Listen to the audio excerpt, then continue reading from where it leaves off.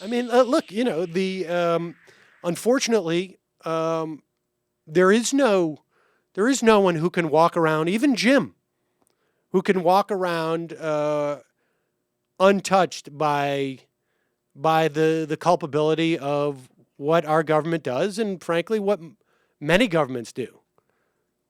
That's just the reality. Um, I don't know if Jim is still listening, but I'll tell you this. I knew a family who were war tax resistors, and they owned a home. They had income, they had property, and they publicly stated they would send they would pay their state and local taxes. Then they would send to the IRS essentially a notary saying not paying taxes for the following reasons. And this was in the 80s, I think. And they would redirect their money to groups in Nicaragua who were survivors of the human rights abuses of the Contras, who we were funding at the time. If you do that, you're in the clear. Okay? And actually, incidentally, did I they think end up these going to people prison? they lost their home.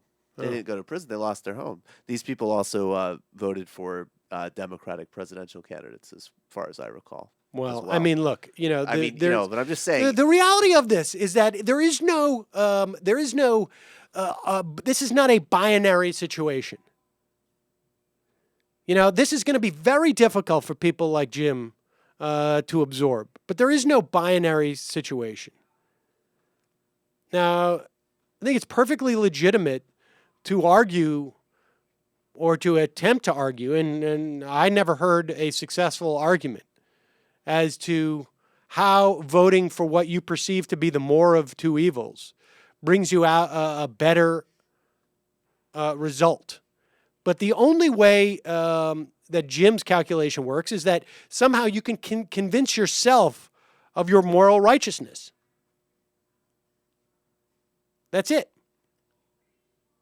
If there was a strong argument, and I had just about every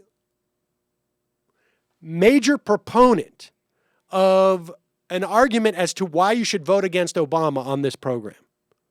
Maybe there were others out there that I just wasn't aware of, but I mean, ones that were that I was aware of. I invited every one of them on the program, and we had an extended conversation about it. And anybody who listens to what I tell them and they go against their own judgment as to how they're going to vote is more problematic than the way that they voted, frankly. But certainly all those arguments were aired. And if there was an argument that voting for Gary Johnson would have brought about any type of meaningful change, and I certainly was open to it. I mean, in my case, I would have been more interested in a Rocky Anderson or maybe a Jill Stein. But nevertheless, I never heard that argument. So, but Jim's still feeling, wonderfully morally righteous, and good for him. I get frustrated with all these things getting conflated. Like, the reality is that sure, there's going to be residual forces, sure, whatever, but Obama is drawing out of Iraq. Mitt Romney said taking troops out of Iraq was a tragedy. That's a direct quote. So, even within these specifics, there are significant differences. Chuck Hagel's disposition towards our military interventions is going to create less death than Mitt Romney's choice? Chuck Hagel said invading Iran is a fairy tale. No one who's nominated in a Mitt Romney cabinet is going to say anything like that. And maybe that's meaningless distinction. Maybe that's a meaningless distinction. No, I don't think it is. Well, I don't think it is either. No. But according to Jim, it is. And so had I voted for, look, we don't know who I voted for, but nevertheless, had I advocated for Gary Johnson, I could sit here and I'd be floating 6 inches off my chair right now. And nothing would have changed.